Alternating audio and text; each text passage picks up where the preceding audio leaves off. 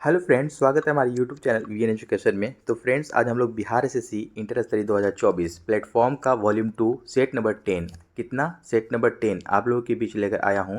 इससे पहले मैंने 1 से लेकर के 9 तक लगा दिया है। जिन दोस्तों ने नहीं देखा है, जाकर के प्लेलिस्ट बना हुआ है, वहां से आप लोग प्रैक्टिस करना शुरू कर दीजिए।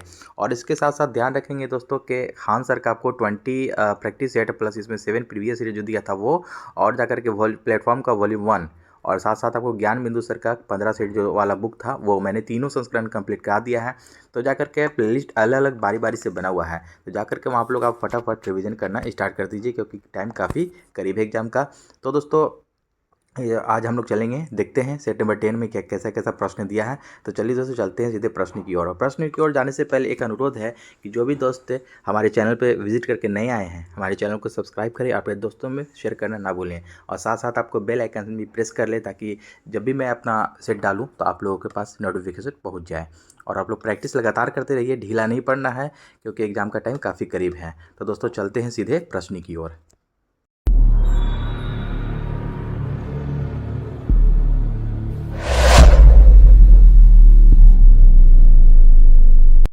तो फ्रेंड्स, आज हम लोग पहला प्रश्न देखेंगे यहाँ पर सेट नंबर 10 का प्लेटफॉर्म वॉल्यूम 2। एक नंबर प्रश्न है कि नवंबर 2023 में किसने भारत के लिए फीडे ग्रैंड स्विस शतरंज प्रतियोगिता में शीर्ष खिताब जीता है। ए ऑप्शन है आपको विदित गुजराती, आर वैशाली, विदित गुजराती और आर वैशाली दोनों, प्राज्ञानंदा। एक का आपको राइट आंसर दोस्तों सी हो जाएगा, यहाँ पर आपको राइट आंसर, ठीक है। विदित गुजराती और आर वैशाली दोनों ने आपको नवंबर 2023 में भारत के लिए फीडे ग्रैंड स्विस शतरंज प्रतियोगिता में शीर्ष खिताब जीता है। नेक्स्ट क्वेश्चन देखेंगे हम लोग 2 नंबर के, हाल ही में भारतीय फिल्म एवं टेलीविजन संस्थान के अध्यक्ष किसे नियुक्त किया गया है। सुरेश गोपी, शेखर कपूर, प्रसून जोशी, आर माधवन। आपका 2 नंबर का राइट आंसर हो जाएगा D, option number D, R Madhavan को यहाँ पर ध्यान देंगे फिल्म एवं भारतीय फिल्म एवं टेलीविजन संस्थान के अध्यक्ष चुना गया है, नियुक्त किया गया है। नेक्स्ट क्वेश्चन देखेंगे, संतोष ट्रॉफी के 76वें संस्करण का आयोजन किस स्थान पर किया गया था। Bhubaneswar, Bangalore, Abu Dhabi, Riyadh. 3 का राइट आंसर दोस्तों डी हो जाएगा, रियाद में किया गया था संतोष ट्रॉफी के 76वें संस्करण का आयोजन। नेक्स्ट क्वेश्चन देखेंगे हम लोग 4 नंबर की, इनमें से कौन सा देश सार्क का सदस्य नहीं है। ईरान, भारत, भूटान और पाकिस्तान। तो देखिएगा 4 का आपको राइट आंसर दोस्तों ए हो जाएगा, ईरान, ठीक है। ईरान आपको इसमें सार्क देश का सदस्य नहीं है। सार्क का यहीं पर आपको इसके बारे में कुछ फैक्ट जानेंगे कि सार्क की स्थापना कब हुई थी। 8 दिसंबर 1985 को। कब हुई थी? 8 दिसंबर 1985 ईस्वी को हुई थी। इसको ध्यान में रखना है, सार्क की स्थापना। इसका आपको मुख्यालय कहाँ है? मुख्यालय आपको काठमांडू में है, काठमांडू, ठीक है। इसको ध्यान में रखेंगे। नेक्स्ट क्वेश्चन देखेंगे हम लोग, और साथ साथ इसे भी ध्यान में रखेंगे कि सार्क में आपको कौन कौन सा देश में शामिल है। देखिएगा, इसको मैं बारी बारी से पढ़ता हूँ। भारत, पाकिस्तान, बांग्लादेश, नेपाल, भूटान, श्रीलंका, मालदीव और अफगानिस्तान। ये इतने देश जो हैं सार्क के सदस्य देश हैं। नेक्स्ट क्वेश्चन देखेंगे हम लोग 5 नंबर कि असहयोग आंदोलन के दौरान चौरी चौरा की घटना उत्तर प्रदेश के किस जिले में हुई। देखिएगा, चौरी चौरा की घटना जो है उत्तर प्रदेश के किस जिले में हुई असहयोग आंदोलन के दरमियान। गोरखपुर, इलाहाबाद, वाराणसी, कानपुर। 5 का आपको राइट आंसर ए हो जाएगा, गोरखपुर में ये पड़ता है आपको, चौरी चौरा स्टेशन है ये, ठीक है, वहीं आपको घटना घटी थी। नेक्स्ट क्वेश्चन देखेंगे 6 नंबर, भारत के इनमें से किस बंदरगाह का नाम बदलकर दीनदयाल बंदरगाह रखा गया है। कोच्चि, मार्मागोवा, कांडला, तुतिकोरिन। 6 का आपको राइट आंसर दोस्तों सी हो जाएगा, कांडला। क्या हो जाएगा? कांडला। कांडला ये आपको गुजरात में है। देखिएगा, किस बंदरगाह का नाम बदल करके इसका नाम ध्यान रखेंगे, दीनदयाल बंदरगाह रखा गया है। ये आपको कांडला बंदरगाह है, ये गुजरात में है। कहाँ है? इसको भी फैक्ट ध्यान रखेंगे कि कहाँ है, गुजरात में स्थित है ये कांडला। कांडला बंदरगाह को ही हम लोग ज्वारीय बंदरगाह के नाम से भी जानते थे, लेकिन अब इसका नया नाम क्या हो गया है, दीनदयाल बंदरगाह रखा गया है। इसको ध्यान में रखेंगे। 7 नंबर प्रश्न है कि भारत का एकमात्र नौसेना विमानन संग्रहालय इनमें से किस राज्य में स्थित है। ओडिशा, गुजरात, गोवा, आंध्र प्रदेश से। तो 7 का आपको राइट आंसर सी हो जाएगा, गोवा। क्या हो जाएगा? गोवा। भारत का एकमात्र नौसेना विमानन संग्रहालय गोवा में स्थित है। 8 नंबर प्रश्न देखेंगे कि वर्ष 2023 में सर्वश्रेष्ठ एशियाई अंडर 20 पुरुष एथलीट का खिताब पाने वाले पहले भारतीय कौन बन गए हैं। देखिएगा, सर्वश्रेष्ठ एशियाई अंडर 20 पुरुष एथलीट का खिताब सेल्वा प्रभु तिरुमरन, मुरली श्रीशंकर, अविनाश साबले, एल्डोज पॉल। तो 8 का आपको राइट आंसर दोस्तों ए हो जाएगा, सेल्वा प्रभु तिरुमरन। ये जो है कि सर्वश्रेष्ठ एशियाई अंडर 20 पुरुष एथलीट का खिताब जीतने वाले पहले भारतीय बन गए हैं। 9 नंबर प्रश्न देखेंगे कि निम्नलिखित पर विचार कीजिए। देखिएगा यहाँ पर दो आपको ऑप्शन दिया है, उनमें से चूज करना है। ऑस्कर पुरस्कार समारोह में दी जाने वाली प्रतिमा का नाम एकेडमी अवार्ड ऑफ मेरिट है। 2 नंबर में कहता है कि इसकी मूर्तिकार जॉर्ज स्टैनली हैं। तो 9 का हम लोग देखेंगे कि क्या राइट आंसर हो जाएगा। देखिएगा इसका 9 का दोनों ही सही है। क्या ऑस्कर पुरस्कार में समारोह में दी जाने वाली प्रतिमा का नाम एकेडमी अवार्ड ऑफ मेरिट है और इसकी मूर्तिकार जॉर्ज स्टैनली है। See the right answer. 1 और 2 दोनों सही है। 10 नंबर प्रश्न देखेंगे कि किस राज्य सरकार के द्वारा जेलों का नाम बदलकर सुधार गृह किया गया। किस राज्य सरकार के द्वारा जेलों का नाम बदल करके सुधार गृह किया गया है। काफ़ी इंपॉर्टेंट और चर्चित प्रश्न है, इसको ध्यान में रखना है एग्जाम के रिगार्डिंग। उत्तर प्रदेश, मध्य प्रदेश, झारखंड और बिहार। देखिएगा यहाँ पर आपको 10 का राइट आंसर उत्तर प्रदेश हो जाएगा। उत्तर प्रदेश के जेल का नाम बदल करके सुधार गृह किया गया है, इसको ध्यान में रखना है। 10 कुमार चरितम किसने रची थी। भट्टी, बानभट्ट, भास, दांडी। तो इसको ध्यान देंगे। 11 का आपको राइट आंसर दोस्तों डी हो जाएगा। 10 कुमार चरितम के लेखक दांडी हैं। कौन है? दांडी। 12 नंबर प्रश्न देखेंगे कि उबेर कप किस खेल में दिया जाता है। महिला बैडमिंटन, गोल्फ, महिला टेबल टेनिस, पुरुष बैडमिंटन। ध्यान देंगे, बैडमिंटन में तो दिया जाता है, लेकिन ए आपको राइट आंसर हो जाएगा महिला बैडमिंटन। ठीक है, उबेर कप जो है महिला बैडमिंटन का में यह खिताब दिया जाता है। साथ साथ इसे भी फैक्ट और कुछ याद रखेंगे कि बैडमिंटन से संबंधित और भी कुछ कप हैं जो आपको ध्यान में रखना है। Agarwal cup, Amrit Diwan cup, Chadha cup, Sophia cup, Thomas cup, Yonex cup, ये सब इत्यादि जो हैं आपको बैडमिंटन से ही संबंधित है, इसको ध्यान में रखना है। 13 नंबर प्रश्न है कि प्रधानमंत्री सहित मंत्रिपरिषद में मंत्रियों की कुल संख्या लोकसभा के सदस्यों की कुल संख्या के खाली स्थान से अधिक नहीं हो सकती। यानी कि कितनी नहीं हो सकती है। प्रधानमंत्री सहित मंत्रिपरिषद में मंत्रियों की कुल संख्या लोकसभा के सदस्यों की कुल संख्या के से कितने अधिक नहीं हो सकती है। 21%, 30%, 6% या 15%। 13 का राइट आंसर आपको डी हो जाएगा। 15% से अधिक नहीं हो सकती है, इसको ध्यान रखेंगे। शोलो आना बल्लू किस भारतीय फुटबॉलर की आत्मकथा है। ये आत्मकथा है भारतीय फुटबॉलर की। गुरप्रीत सिंह संधू, सागर सुब्रतो, सुब्रत भट्टाचार्य, सुनील छेत्री। 14 का राइट आंसर सी हो जाएगा सुब्रत भट्टाचार्य की आत्मकथा है शोलो आना बल्लू। 15 नंबर क्वेश्चन देखेंगे, भारत के पहले लिथियम सेल उत्पादन संयंत्र का शुभारंभ कहाँ हुआ है। चेन्नई, तिरुपति, कोच्चि या पणजी। 15 का आपको राइट आंसर बी हो जाएगा, तिरुपति में हुआ है भारत के पहले लिथियम सेल उत्पादन संयंत्र का शुभारंभ। कहाँ? तिरुपति में हुआ है, इसको ध्यान में रखेंगे हम लोग। तिरुपति कहाँ पड़ता है, इसको भी ध्यान रखेंगे। ये आपको आंध्र प्रदेश में, कहाँ? आंध्र प्रदेश में पड़ता है तिरुपति, इसको अच्छे से ध्यान में रखना है। नेक्स्ट क्वेश्चन देखेंगे हम लोग। 16 नंबर देखिएगा, यहाँ से मैथ है। मैथ और ये रीजनिंग के लिए मैं पीडीएफ दे दूंगा। पीडीएफ के लिए लिंक डिस्क्रिप्शन बॉक्स में मिल जाएगा आप लोगों को, वहाँ से आप लोग कनेक्ट होकर के ज्वाइन होकर के वहाँ से पीडीएफ प्राप्त कर सकते हैं और इसका रिवीजन आपको कीजिएगा आप लोग खुद से। ठीक है, मैथ और रीजनिंग का। नेक्स्ट क्वेश्चन देखेंगे 31 नंबर की, बाबा रामचंद्र ने औपनिवेशिक शासन के दौरान मुख्य रूप से निम्नलिखित में से किस क्षेत्र में किसान संघर्ष का नेतृत्व किया था। जोधपुर, अवध, हैदराबाद या मैसूर। तो इसका राइट आंसर अवध हो जाएगा दोस्तों। B is the right answer. ये साथ साथ इसे भी ध्यान रखेंगे कि अवध का को संस्थापक किसे माना जाता है, तो इसको सआदत खां को माना जाता है। किसे? सआदत खां, इसका भी नाम याद रखेंगे क्योंकि पूछ देता है कभी कभी कि अवध का संस्थापक कौन था। सआदत खां। नेक्स्ट क्वेश्चन है ये। नेक्स्ट क्वेश्चन देखेंगे आपको 32 नंबर के, राजा शशांक जिनके विरुद्ध हर्षवर्धन ने युद्ध की घोषणा की थी, खालिस्तान साम्राज्य के शासक थे। कौन से साम्राज्य के? गौड़, मगध, जूनागढ़ या कान्यकुब्ज।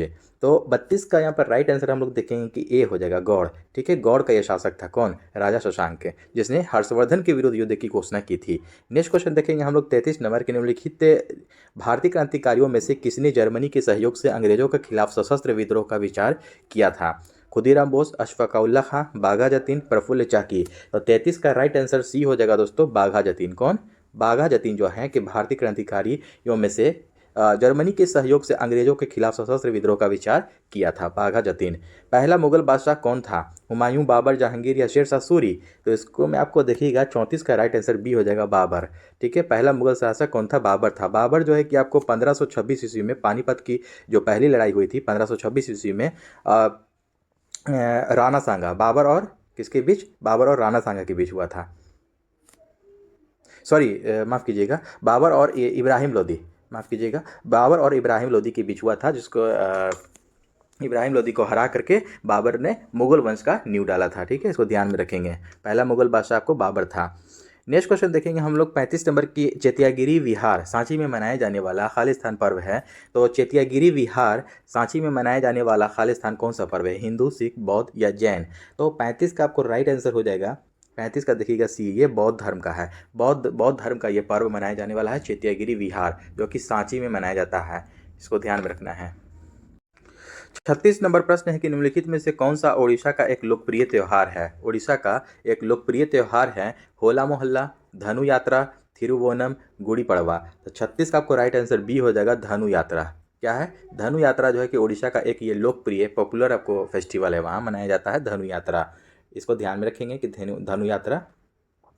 धनु यात्रा महोत्सव विश्व का सबसे बड़ा खुला थिएटर माना जाता है। धनु यात्रा जो है कि भगवान कृष्ण और उनके मामा राजा कंस की पौराणिक कथा पर आधारित है। किसकी कथा पर, राजा कंस, उनके भगवान कृष्ण और उनके मामा राजा कंस की पौराणिक कथा पर आधारित है ये धनु यात्रा, जो वहाँ पर आपको मनाया जाता है। 37 नंबर प्रश्न देखेंगे कि 103वें संविधान संशोधन की वैधता पर उच्चतम न्यायालय के फैसले के बारे में निम्नलिखित में से कौन सा कथन सही है। यहाँ पर हम लोग देखेंगे कि कौन सा सही है। तो 37 का यहाँ पर राइट आंसर देखिएगा, हम लोग ऑप्शन पढ़ेंगे यहाँ से कि इस केस के लिए भारत के उच्चतम न्यायालय की संवैधानिक पीठ में 5 न्यायाधीश शामिल थे, ये आपको सही है। ठीक है, किसकी, ये 103वें संविधान संशोधन अधिनियम की वैधता पर उच्चतम न्यायालय के फैसले के में से कौन सा कथन पूछ रहा है। ठीक है, तो पहला वाला आपका सही हो जाएगा। संवैधानिक बेंच ने 3-2 बहुमत के साथ EWS आरक्षण के 10% को बरकरार रखा, ये भी आपका सही है। उच्चतम न्यायालय के फैसले के अनुसार 103वां संविधान संशोधन है वैध है, हालांकि यह भारतीय संविधान के मूल ढांचे का उल्लंघन कर रहा है, ये आपको गलत हो जाएगा। तो ए और बी आपका राइट आंसर हो जाएगा, जिससे आपको डी आपको सही हो जाएगा। नेक्स्ट क्वेश्चन देखेंगे हम लोग 38 नंबर की।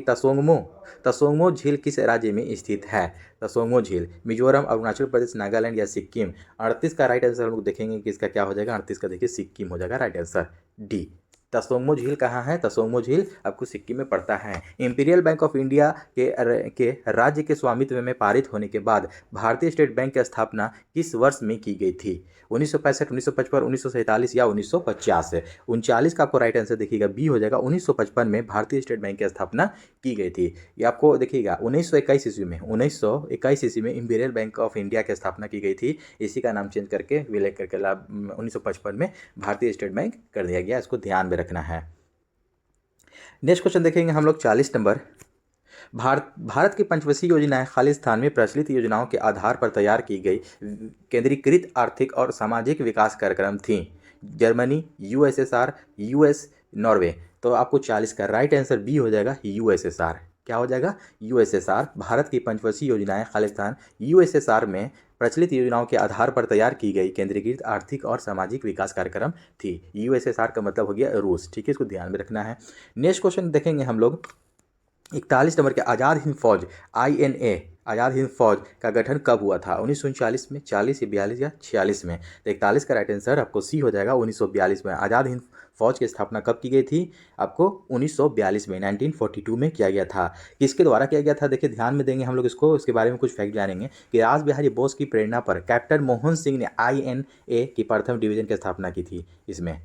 ठीक ना, आज़ाद हिंद फौज की पहली डिवीजन का गठन 1942 में 1 सितंबर 1942 को हुआ था और 2 जुलाई 1943 को सुभाष चंद्र बोस सिंगापुर पहुंचे और इन्हें 4 जुलाई 1943 को आज़ाद हिंद फौज का सर्वोच्च सेनापति घोषित किया गया। नेक्स्ट क्वेश्चन देखेंगे हम लोग 42 नंबर की। पूर्ण स्वराज की प्राप्ति की घोषणा भारतीय राष्ट्रीय कांग्रेस ने कब की। पूर्ण स्वराज, ठीक है, पूर्ण स्वराज की प्राप्ति की घोषणा भारतीय राष्ट्रीय कांग्रेस ने कब की। 1916, 1919, 1929 या 1939। आपको 42 का राइट आंसर सी हो जाएगा, 1929 ईस्वी में पूर्ण स्वराज की प्राप्ति की घोषणा की। कब, 1929 ईस्वी में किया था। 1929 का आपको ये कहाँ अधिवेशन हुआ था, ये लाहौर में हुआ था। लाहौर अधिवेशन, यहाँ की अध्यक्षता किसने की थी, पंडित जवाहरलाल नेहरू ने की थी। नेक्स्ट क्वेश्चन हम लोग देखेंगे 43 नंबर कि तथाकथित कुशासन के आधार पर किस गवर्नर जनरल ने मैसूर राज्य के प्रशासन को ले लिया था। लॉर्ड वेलेस्ली ने, लॉर्ड हेस्टिंग्स ने, लॉर्ड विलियम बेंटिक या लॉर्ड हार्डिंग ने। 43 का आपको राइट आंसर सी हो जाएगा, लॉर्ड विलियम बेंटिक ने। किसने लिया था, तथाकथित कुशासन के आधार पर किस गवर्नर जनरल ने मैसूर राज्य के प्रशासन को ले लिया था, तो लॉर्ड विलियम बेंटिक ने ले लिया था। 44 नंबर प्रश्न देखेंगे कि निम्नलिखित में से किसने अपनी राजधानी मुर्शिदाबाद से मुंगेर स्थानांतरित किया था। मुर्शिदाबाद से मुंगेर स्थानांतरित किया था। अलीवर्दी खां, सिराजुद्दौला, मीर जाफर या मीर कासिम। काफ़ी इंपॉर्टेंट और चर्चित प्रश्न है, लगभग सभी एग्जाम में ये पूछा जाता है। 44 का आपको राइट आंसर देखिएगा डी हो जाएगा मीर कासिम। मीर कासिम ने अपनी राजधानी मुर्शिदाबाद से मुंगेर ले गया था। 45 नंबर प्रश्न है कि निम्नलिखित में से कौन सा राज्य भारत में बॉक्साइट का सबसे बड़ा उत्पादक प्रदेश है? बॉक्साइट का सबसे बड़ा राजस्थान, उड़ीसा, झारखंड या गुजरात? 45 का राइट आंसर बी हो जाएगा उड़ीसा। बॉक्साइट सबसे ज़्यादा आपको उड़ीसा में होता है, इसको ध्यान में रखेंगे। 45 का बी। 61 नंबर प्रश्न देखें कि निम्नलिखित में से किस देश के संविधान से भारतीय संविधान में विधि द्वारा स्थापित प्रक्रिया को अपनाया गया है? ध्यान देंगे, विधि द्वारा स्थापित प्रक्रिया को अपनाया गया है, तो ये जापान का लिया गया है। ठीक है, 61 हो जाएगा आपको, 61 का ए, जापान के संविधान से ये लिया गया है। वहीं आपको हम लोग अगर अमेरिका के संविधान से अगर देखें तो अमेरिका से क्या क्या लिया गया है, तो अमेरिका के संविधान से देखिएगा मूल अधिकार लिया गया है, न्यायपालिका की स्वतंत्रता और राष्ट्रपति पर महाभियोग आदि ये सब लिया गया है। ठीक है, ये सबको ध्यान में रखना है। कनाडा का अगर संविधान से पूछ देता है तो कनाडा के संविधान से आपको भारतीय संविधान में संघीय व्यवस्था, राज्यों में राज्यपालों की नियुक्ति, संघीय व्यवस्था और राज्यों में राज्यपालों की नियुक्ति के लिए का प्रावधान लिया गया है। नेक्स्ट क्वेश्चन देखेंगे हम लोग 62 नंबर कि निम्नलिखित में से किस अनुच्छेद के तहत भारत में कहीं भी सैन्य शासन को लागू किया जा सकता है? अनुच्छेद 19 का 3, 33, 34 या 72? 62 का राइट आंसर सी हो जाएगा अनुच्छेद 34 है। किस अनुच्छेद के तहत भारत में कहीं भी सैन्य शासन को लागू किया जा सकता है? अनुच्छेद 34 के अनुसार। अहमदनगर की किस रानी ने बादशाह अकबर का विरोध किया था? रानी दुर्गावती, जीनत महल, चांद बीबी, रजिया सुल्तान? 63 का आपको राइट आंसर हो जाएगा सी, चांद बीबी ने। किसने? चांद बीबी ने। अहमदनगर की ये आपको रानी थी चांद बीबी, इन्होंने बादशाह अकबर का विरोध किया था। 64 नंबर प्रश्न देखेंगे हम लोग, श्रीलंका में गृह युद्ध कब समाप्त हुआ? 2009, 2001, 1800 या 1909? 64 का आपको राइट आंसर ए हो जाएगा 2009। कब? 2009 में श्रीलंका में गृह युद्ध समाप्त हुआ। कब? 2009 में। प्रथम अफीम युद्ध है, द्वितीय अफीम युद्ध है एवं टाइपिंग विद्रोह, ये सभी किस देश से संबंधित हैं? गुट निरपेक्ष, ब्रिटेन, फ्रांस या चीन? तो 65 का राइट आंसर हो जाएगा दोस्तों डी हो जाएगा, ये चीन से संबंधित है। किससे है? 65 का राइट आंसर आपको डी हो जाएगा। प्रथम अफीम युद्ध, द्वितीय अफीम युद्ध और टाइपिंग विद्रोह जो ये सब हुआ था, ये चीन से संबंधित है। अफीम युद्ध कब हुआ था? 1839-42 में हुआ था, चीन और ब्रिटेन के बीच। अफीम युद्ध जो हुआ था, ये हुआ था अफीम युद्ध चीन और ब्रिटेन के बीच हुआ था। कब हुआ था? 1839 से 42 चला था। ठीक है, और वहीं आपको देखिएगा ये ताइपे युद्ध जो हुआ था, ताइपे युद्ध 1850 से 64 के मध्य चला था। चीन और दक्षिण भाग में टाइपिंग विद्रोह हुआ था ये, इसको भी ध्यान में रखना है। 66 नंबर प्रश्न हम लोग देखेंगे कि पेसो किस देश की मुद्रा है? पेसो कौन सी देश की करेंसी है? दक्षिण अफ्रीका, ब्राज़ील, मलेशिया या अर्जेंटीना? 66 का राइट आंसर डी हो जाएगा, अर्जेंटीना का ये आपको करेंसी है पेसो। ब्राज़ील में जैसे कि आपको देख लिया जाएगा तो ब्राज़ील में क्या बोला जाता है करेंसी को? तो ब्राज़ीलियाई रियल है यहाँ पर, रियल। ठीक है, ये रियल बोला जाता है यहाँ की मुद्रा को, रियल। ठीक है, इसको ध्यान में रखना है। और उसके साथ साथ आपको दक्षिण अफ्रीका में, साउथ अफ्रीका में रैंड, क्या कहा जाता है? रैंड। मलेशिया में क्या चलता है? रिंगिट चलता है, इसको भी ध्यान में रखना है। मलेशिया में भी करेंसी रिंगिट है। नेक्स्ट क्वेश्चन है, निम्नलिखित में से किस सिख गुरु ने गुरुमुखी लिपि प्रारंभ की थी? गुरुमुखी लिपि किसने शुरू किया था? गुरु नानक, गुरु रामदास, गुरु अमरदास, गुरु अंगद? ध्यान देंगे कि सिख गुरु में टोटल आपको कितने गुरुओं की संख्या है? टोटल 10 है, इसको भी ध्यान में रखेंगे। और अंतिम गुरु कौन है? गुरु गोविंद सिंह, पटना साहिब में जिनका जन्म स्थल है। ठीक है, इसको ध्यान में रखेंगे। और इनकी मृत्यु हुई थी नांदेड़, महाराष्ट्र में। 67 का देखिएगा राइट आंसर हम लोग देखेंगे क्या हो जाएगा, इसका डी हो जाएगा, गुरु अंगद। गुरुमुखी लिपि जो है गुरु अंगद ने शुरू किया था, प्रारंभ किया था। 68 नंबर प्रश्न देखेंगे, निम्नलिखित में से कौन सा भारत का पहला राज्य है जिसने पंचायत चुनाव में भाग लेने के लिए न्यूनतम योग्यता का निर्धारण किया है? पंचायत चुनाव में भाग लेने के लिए असम, राजस्थान, हरियाणा या नई दिल्ली? 68 का राइट आंसर दोस्तों बी हो जाएगा, राजस्थान। किसने? राजस्थान ने निर्धारण किया है। नेक्स्ट क्वेश्चन है, बिहार सरकार की संबल योजना किससे संबंधित है? इसको VVI टैग कर लीजिएगा क्योंकि आपको ये काफ़ी इंपॉर्टेंट प्रश्न हो जाएगा, बिहार से रिलेटेड है। तो संबल योजना जो बिहार में आपको योजना है किससे संबंधित है? दिव्यांगजन से, वृद्धजन से, विधवा से या बच्चों से? तो 69 का आपको राइट आंसर दिव्यांगजन हो जाएगा। क्या हो जाएगा? ए हो जाएगा राइट आंसर आपका, संबल योजना दिव्यांगजन से संबंधित है। 70 नंबर प्रश्न देखेंगे, निम्नलिखित में से कौन सा कथन असत्य है, यानी कि गलत, किसमें पहचान करना है? पंचवर्षीय योजनाओं के लक्ष्य आधुनिकीकरण, आत्मनिर्भरता तथा समानता थे। 2 नंबर कहता है ऑप्शन के सीमित संसाधनों के कारण प्रत्येक योजना में पृथक लक्ष्यों का निर्धारण किया गया। 70 का यहाँ पर देखेंगे हम लोग, ना तो 1 होगा ना 2 होगा, आपको राइट आंसर इसमें डी हो जाएगा। ठीक है, क्या हो जाएगा? डी हो जाएगा आपका। नेक्स्ट क्वेश्चन देखेंगे हम लोग।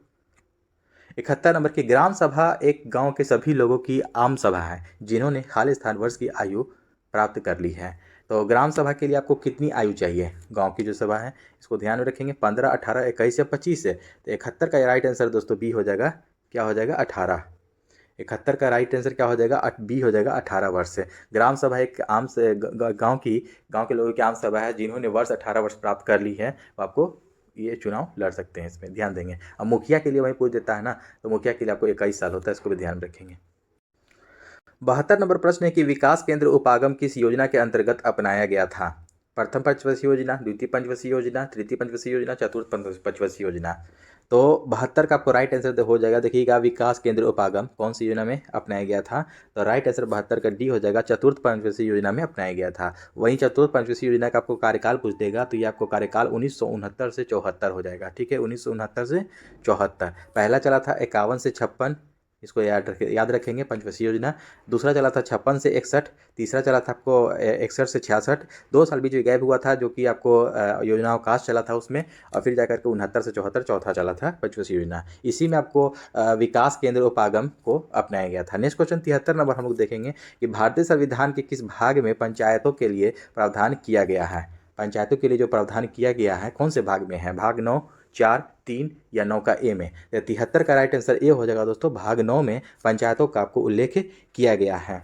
पंचायत से संबंधित आपको अनुच्छेद कौन सा हो जाएगा दोस्तों? यहीं 243 का इसको भी ध्यान में रखेंगे। अनुच्छेद 243 के क से 243 के आना तक है। कहाँ तक? 9 तक है। और वहीं आपको देखिएगा भाग 4 में क्या है? भाग 4 में आपको राज्य के नीति निर्देशक तत्व से संबंधित है, ये भाग 4 में। भाग 3 में क्या है? तो भाग 3 का भी जानेंगे हम लोग कि मौलिक अधिकार से ये संबंधित है। भाग 9 का ए क्या है? ये नगर पालिका से संबंधित है, इसको भी ध्यान में रखेंगे हम लोग। नेक्स्ट क्वेश्चन है 74 नंबर कि हरित ऊर्जा कॉरिडोर चरण 2 की योजना को किसने अपनी मंजूरी दी? भारत सरकार, गुजरात, कर्नाटक या केरल? 74 का ए हो राइट आंसर हो जाएगा, भारत सरकार ने मंजूरी दी हरित ऊर्जा कॉरिडोर जीईसी चरण 2 की योजना को। नेक्स्ट क्वेश्चन देखेंगे हम लोग, 75 नंबर की निम्नलिखित में से कौन सा पर्वतीय दर्रा भारत, चीन और म्यांमार की त्रिसंधि का निर्माण करता है? त्रिसंधि का निर्माण करता है दर्रा भारत, चीन और म्यांमार।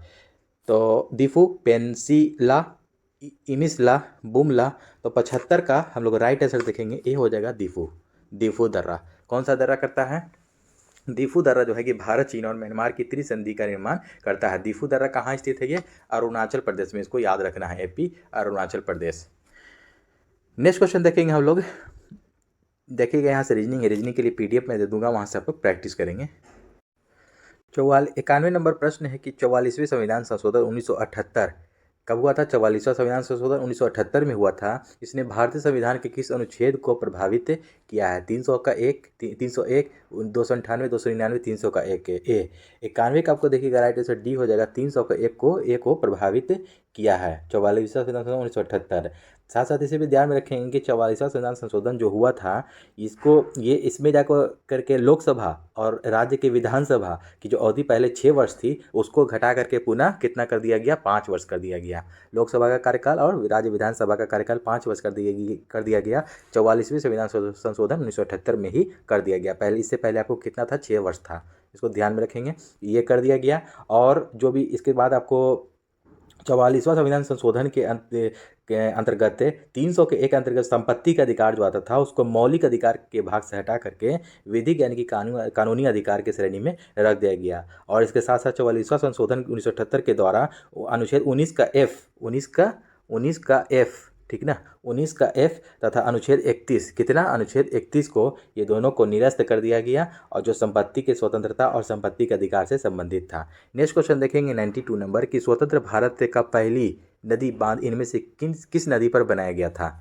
स्वतंत्र भारत का पहली नदी बांध इनमें से किस नदी पर बनाया गया था? कृष्णा, गंगा, दामोदर या यमुना? 92 का आपको राइट आंसर सी हो जाएगा, दामोदर नदी पर बनाया गया था। नेक्स्ट क्वेश्चन देखेंगे 93 नंबर की विश्व व्यापार संगठन WHO का संविधान कब लागू हुआ था। यह वह तिथि है जिसे अब हम प्रत्येक वर्ष विश्व स्वास्थ्य दिवस के रूप में मनाते हैं। 7 अप्रैल 1948, 5 अप्रैल 1948, 8 अप्रैल 1948 या 6 अप्रैल 1948। तो 93 का राइट आंसर ए ही हो जाएगा आपका 7 अप्रैल 1948 को।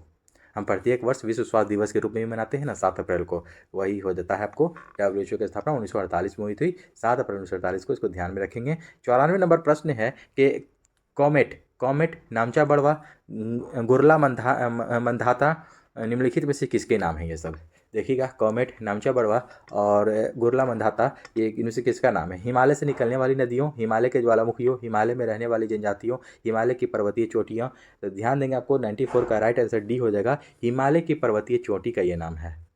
नेक्स्ट क्वेश्चन देखेंगे हम लोग 95 नंबर। दिद्दा नाम की रानी ने भारत के किस भाग पर 980 से 1003 ईस्वी तक शासन किया। दिद्दा नाम की एक रानी थी जो उन्होंने किस भाग पर पूछ रहा है, यहाँ से क्वेश्चन कह रहा है कि उन्होंने कौन से भाग पर 980 से 1003 ईस्वी तक शासन किया। अवध, कश्मीर, सिंध, बंगाल। 95 का राइट आंसर बी हो जाएगा, आपको कश्मीर राज्य में शासन किया। नेक्स्ट क्वेश्चन है आपको निम्नलिखित में से कौन सी ग्रीन हाउस गैस नहीं है। Hydrofluorocarbon, carbon dioxide, methane, oxygen. तो 96 का राइट आंसर डी हो जाएगा, ऑक्सीजन जो है कि आपको ग्रीन हाउस गैस नहीं है। नेक्स्ट क्वेश्चन देखेंगे आपको 97 नंबर है। N2+O2 रिएक्टेड बाई NO के लिए क्या आपको इसमें से राइट आंसर हो जाएगा। तो 97 का राइट आंसर ए हो जाएगा, Kc=KF। नेक्स्ट क्वेश्चन है आपको हेपेटाइटिस ए किसके कारण होता है। हेपेटाइटिस ए जो है किसके कारण होता है। विषाणु, जीवाणु, मच्छर के काटने से या प्रोटोजोआ। तो 98 का आपको राइट आंसर वायरस हो जाएगा। आपको हेपेटाइटिस ए या बी या सी जो होता है, जो कि आपको विषाणु के कारण होता है, इसको ध्यान में रखेंगे। हेपेटाइटिस यकृत को प्रभावित करने वाला ये बीमारी है, किसको, लीवर को, इसको ध्यान में रखेंगे। ठीक है, लीवर को प्रभावित करने वाला ये बीमारी होता है। नेक्स्ट क्वेश्चन हम लोग देखेंगे 99 नंबर। प्लांक नियतांक का मान जूल सेकेंड में है कितना है। प्लांक नियतांक का मान जूल सेकेंड में कितना है। तो 99 का सी हो जाएगा राइट आंसर, 6.626 इंटू 10⁻⁻34 जूल हो जाएगा, जूल सेकेंड। ठीक है, नेक्स्ट क्वेश्चन देखेंगे, इनमें से किसे ब्लैक लेड कहते हैं। हीरा, ग्रेफाइट, कोल या जस्ता। 100 का राइट आंसर देखिएगा बी हो जाएगा, ग्रेफाइट को हम लोग ब्लैक लेड के नाम से जानते हैं। नेक्स्ट क्वेश्चन है 101 नंबर के ग्रहों की गति के नियमों का प्रतिपादन किसने किया। Isaac Newton, Johannes Kepler, Galileo, Roger Bacon. तो 101 का आपको राइट आंसर बी हो जाएगा, जोहान्स केपलर। कौन, जोहान्स केपलर ने ग्रहों की गति के नियम को प्रतिपादित किया। वहीं आइजैक न्यूटन ने गुरुत्वाकर्षण के नियम को दिया, इसको ध्यान में रखेंगे। दूरबीन का आविष्कार गैलीलियो ने किया, इसको भी टेलीस्कोप का, इसको भी ध्यान में रखेंगे। 102 नंबर प्रश्न है कि निम्नलिखित में से किसका उदाहरण क्रिप्टो लॉकर है। क्रिप्टो लॉकर, तो इसका राइट आंसर हो जाएगा ए हो जाएगा दोस्तों, रैम्सवेयर। ठीक है, रैम्सवेयर सामान्यतः स्पैम और फिनिशिंग के जरिए फैलता है। रैम्सवेयर के प्रकार आपको हो जाएंगे, दो प्रकार के होते हैं, क्रिप्टो रैम्सवेयर और लॉकर रैम्सवेयर, इसको रैम्सनवेयर, इसको ध्यान में रखेंगे। नेक्स्ट क्वेश्चन हम लोग देखेंगे 103 नंबर प्रश्न देखेंगे कि विद्युत शक्ति की मात्रा को इस प्रकार भी व्यक्त किया जा सकता है, किस प्रकार। वोल्ट एम्पियर, किलोवाट घंटा, वाट सेकेंड या जूल सेकेंड। 103 का राइट आंसर ए हो जाएगा, वोल्ट एम्पियर के द्वारा हम लोग इसको ज्ञात कर सकते हैं, यानी कि व्यक्त कर सकते हैं। कार्य करने की दर को शक्ति कहते हैं। शक्ति किसे कहते हैं, कार्य करने की दर को शक्ति कहते हैं। शक्ति का एसआई मात्रक जूल पर सेकेंड या वाट होता है, इसको ध्यान में रखेंगे। और 1 HP = 746 वाट होता है, इसको भी ध्यान में रखेंगे। 104 नंबर प्रश्न देखेंगे कि बीमारी के दौरान पोषण देखभाल कार्यकलापों का एक संगठित समूह है जिसमें निम्नलिखित में से किसके अलावा अन्य सभी शामिल हैं। ऑप्शन नंबर ए है पोषण संबंधी समस्याओं का निदान, पोषण संबंधी आवश्यकताओं को पूरा करने के लिए पोषण हस्तक्षेप की योजना बनाना और प्राथमिकता देना, पोषण की स्थिति का आकलन या मनोवैज्ञानिक तनाव का आकलन। 104 का राइट आंसर डी हो जाएगा आपको, मनोवैज्ञानिक तनाव का आकलन। ये आपको सही हो जाएगा। इसके अलावा अन्य इसमें शामिल हैं, इसके अलावा अन्य शामिल है, ये सब शामिल है लेकिन ये नहीं। नेक्स्ट क्वेश्चन देखेंगे 105 नंबर हम लोग कि गुरुत्वाकर्षण के नियम में गुरुत्वाकर्षण बल केवल पृथ्वी तथा बिंदु द्रव्यमान के बीच होता है, केवल सूर्य तथा पृथ्वी के बीच होता है, द्रव्यमान रखने वाले किन्हीं भी दो पिंडों के बीच होता है या केवल दो आवेशित पिंडों के बीच होता है। 105 का राइट आंसर सी हो जाएगा, द्रव्यमान रखने वाले किन्हीं भी दो पिंडों के बीच होता है गुरुत्वाकर्षण के नियम में गुरुत्वाकर्षण बल। 106 नंबर प्रश्न यहाँ पर देखिएगा, रीजनिंग है, रीजनिंग आप लोग PDF से बनाएंगे। 121 नंबर प्रश्न है कि उस धातु को पहचानिए जिसकी प्रकृति विषैली नहीं है। जिसकी प्रकृति विषैली नहीं है, क्रोमियम, स्वर्ण, कैडमियम या कोबाल्ट है। इसका राइट आंसर आपको स्वर्ण हो जाएगा कि आपको सोना। सोना जो आपको विषैली धातु नहीं है। सोना का परमाणु संख्या आपको 79 आपको 79 होता है, इसको भी याद रखेंगे, ध्यान में रखेंगे। और सोना जो है कि आपको 1 Kb वर्ग का मुद्रा धातु है। नेक्स्ट क्वेश्चन देखेंगे 122 नंबर के निम्नलिखित में से कौन सा व्यक्ति के स्वास्थ्य के लिए प्रमुख नहीं है। प्रमुख नहीं है। एक स्वच्छ स्वास्थ्य में स्थान में रहना, अच्छी आर्थिक स्थिति, सामाजिक समानता तथा मेल जोल की भावना, एक बड़े और सुसज्जित भाव में रहना। देखिएगा इस पे कह रहा है कि एक कौन सी व्यक्ति के लिए स्वास्थ्य के लिए प्रमुख नहीं है, यानी कि आपको प्रमुख इसमें से नहीं है। 122 का देखिए डी ही हो जाएगा, एक बड़े और सुसज्जित भवन में रहना। ठीक है, ये आपको प्रमुखता में नहीं आता है स्वास्थ्य के लिए, लेकिन आपको सामाजिक समानता और मेलजोल की भावना यह हो जाएगा। आपको अच्छी आर्थिक स्थिति, एक स्वस्थ स्थान में रहना, ये भी तीनों आपको आ जाएगा। नेक्स्ट क्वेश्चन देखेंगे हम लोग। नेक्स्ट क्वेश्चन है किसी पात्र में एक दाब तथा ताप पर दो गैसों ए तथा बी के समान आयतन के प्रसरण के समय 4:1 के अनुपात में है, तो गैसों ए तथा बी के अनुभार का परस्पर अनुपात निम्नलिखित में से क्या होगा। इसका राइट आंसर 1:16 हो जाएगा, डी राइट आंसर हो जाएगा। नेक्स्ट क्वेश्चन देखेंगे हम लोग 124 नंबर के 1845 में किस जर्मन रसायनज्ञ ने कार्बन परमाणु वाले एक प्राकृतिक उत्पाद एसिटिक अम्ल के संश्लेषण के लिए एक विधि प्रकाशित की। Friedrich Wohler, Marcellin Berthelot, Joseph Gay Lussac, Hermann Kolbe. 124 का राइट आंसर डी हो जाएगा, हर्मन कोल्बे। हर्मन कोल्बे आपको ये रसायनज्ञ थे, जर्मन रसायनज्ञ थे 1845 में, जिन्होंने कार्बन परमाणु वाले एक प्राकृतिक उत्पाद एसिटिक अम्ल के संश्लेषण के लिए एक विधि प्रकाशित किया था, एसिटिक एसिड के लिए। नेक्स्ट क्वेश्चन है आपको 125 नंबर कि सही कथन की पहचान कीजिए। 125 में देखते हैं कि जूल शक्ति का मात्रक है। सही कथन का पहचान करें। जूल शक्ति का मात्रक है, न्यूटन शक्ति का मात्रक है, न्यूटन बल का मात्रक है, जूल बल का मात्रक है। तो यहाँ पर ध्यान देंगे दोस्तों कि 125 का राइट आंसर न्यूटन जो है कि बल का मात्रक है। किसका है? न्यूटन बल का मात्रक है। ये आपको सही कथन हो जाएगा 125 का सी राइट आंसर। क्योंकि आपको देखिएगा शक्ति जो है कि वाट, शक्ति का मात्रक क्या होता है? जूल नहीं होता है, वाट होता है। इसको ध्यान में रखेंगे, वाट होता है। और यहाँ पर जो कह रहा है कि शक्ति मात्रक है, ठीक है, यहाँ पे न्यूटन दे दिया है, ये भी गलत है, क्योंकि शक्ति जो मात्रक है आपको, ये आपको वाट का मात्रक होता है। नेक्स्ट क्वेश्चन देखेंगे हम लोग 126 नंबर की वायुमंडल में तरित द्वारा किस गैस का स्थिरीकरण हो सकता है। ऑर्गन, नाइट्रोजन, कार्बन डाइऑक्साइड या ऑक्सीजन। 126 का बी हो जाएगा, नाइट्रोजन का स्थिरीकरण हो सकता है वायुमंडल में। नेक्स्ट क्वेश्चन है 127 नंबर के निम्नलिखित में से कौन सा कथन सही नहीं है, यानी कि गलत की पहचान करना है। इथेनॉल कमरे के तापमान पर तरल होता है। इथेनॉल को सामान्यतः एल्कोहल कहते हैं।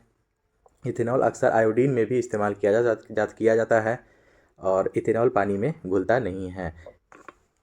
127 का राइट आंसर देखिए डी हो जाएगा। आपको यही गलत है कि इथेनॉल पानी में घुलता नहीं है, यही गलत हो जाएगा, यही आपको राइट भी हो जाएगा। नेक्स्ट क्वेश्चन 128 नंबर, गोबर गैस में कौन सा अवयव सर्वाधिक पाया जाता है। Hydrogen, nitrogen, methane, ethane. 128 का राइट आंसर सी हो जाएगा आपको मीथेन। मीथेन का सूत्र होता है आपको CH4, इसे भी ध्यान में रखेंगे। अगला प्रश्न हो जाएगा, हम लोग देखेंगे। देखिए गोबर गैस में 65 से 75% मीथेन पाया जाता है। कितना? 65 से 75%। 129 नंबर प्रश्न है कि टेरिडोफाइटा में कौन सा अंग नहीं होता है।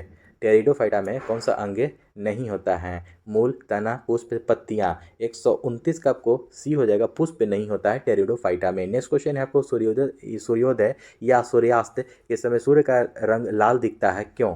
क्योंकि 130 का देखेंगे हम लोग, ए हो जाएगा पहला वाला ही कि बड़ी तरंगदैर्घ्य का प्रकाश कम प्रकीर्णन होता है।